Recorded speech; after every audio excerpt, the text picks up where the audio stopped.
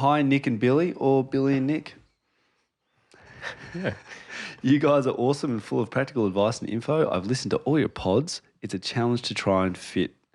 It's a challenge to try and fit and remember everything you guys recommend and suggest. I teach in both a primary and secondary school and have a close relationship with a 9-year-old class, a year 9 class in a flexible learning environment, which is basically means we have a spicy neurodiverse cohort ranging from kids with troubled home lives, anxiety, depression, gender fluidity, and a range of autism spectrum disorders. I have a question that I'm not sure has an answer. This recent episode has really struck a chord with some challenges we're currently facing with Year 9s.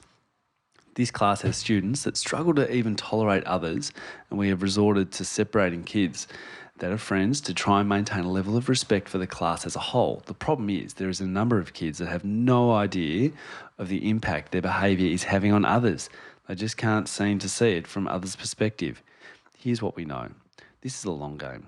Get down to the kids' level, communicate one-on-one, which is great and respectful.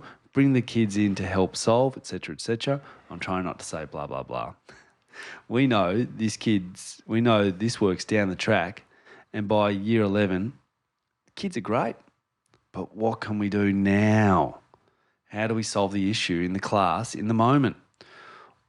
Or philosophy is that kids that feel safe and secure will learn. Our philosophy is that kids will feel safe and secure and learn, and anxious kids won't. So our focus is having a class environment that has less stress, but it feels impossible.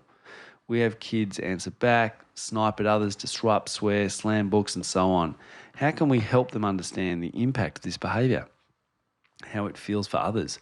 Sorry, this has become quite long. Thanks again for your great work. Hope to see you on the running track sometime. Take care of yourselves. I'll only be seeing you on that running track, Billy. I used to run with you a bit. Let's not cover that off today.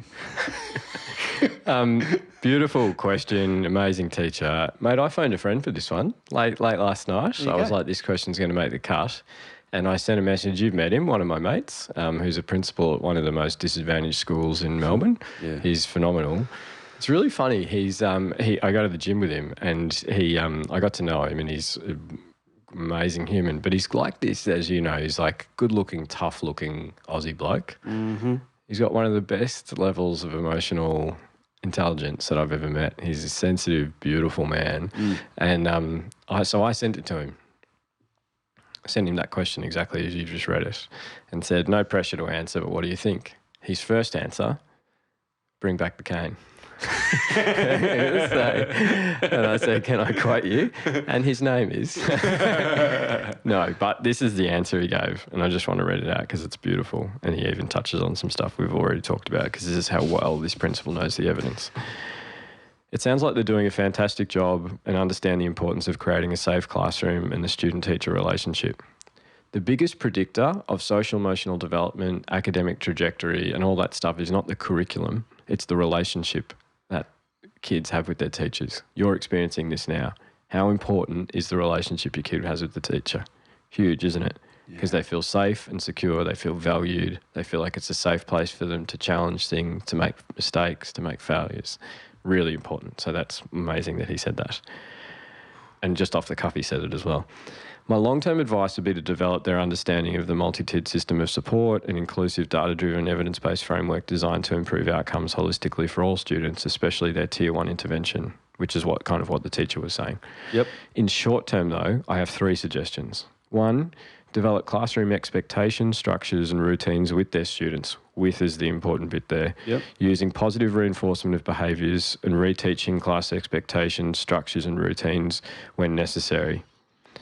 2, teaching and using self and co-regulation strategies. See Berry Street education model. People who will know Berry Street, they're phenomenal. Massive shout out to one of the best organisations in the world in this space. Tom and I have been speaking about how Guiding Growing Minds and Berry Street are going to collaborate, which is really exciting. And then 3, having and setting high expectations increases the likelihood that students will meet or exceed those expectations as they encourage students to learn, take responsibility for their actions and understand the consequences of their behaviour. I always believe that students want a fair classroom. If they perceive the classroom as unfair, they find it harder to navigate and understand expectations. Amazing, isn't it? Yeah. Students need a clear roadmap to navigate the learning space and what's expected daily with clear and consistent expectations. The other side of this is that students need to understand the difference between equity and equality, which is what we've already spoken about. This can be challenging to explain to a student that sometimes other students may need more time or support than them. This is what the multi-tiered system is so important for, because students know the difference between whole class interventions and group individual interventions. Lastly, teachers need to understand that we have tiered interventions, not tiered students.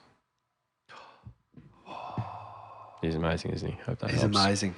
One thing I heard a couple of times in there was like clearly mapping or setting standards. Like, this is what we're trying to achieve. Here's the roadmap of what we're trying to achieve. Here's what we expect. Like, I think, And you decide together. Yeah. And we can achieve this because we want to, and because we were all hugely capable. Yep. Oh, he's great. Yep, he is. Yeah. Also twice as strong as me and can run at the same speed as me, so it's embarrassing. It doesn't matter. It's fine. It does to me. That's I know. But you're not very competitive. We digress. We digress. Yeah, good stuff. This podcast is brought to you by Guiding Growing Minds, a social enterprise that aims to give all children the best opportunity to reach their potential and succeed in living rich and meaningful lives.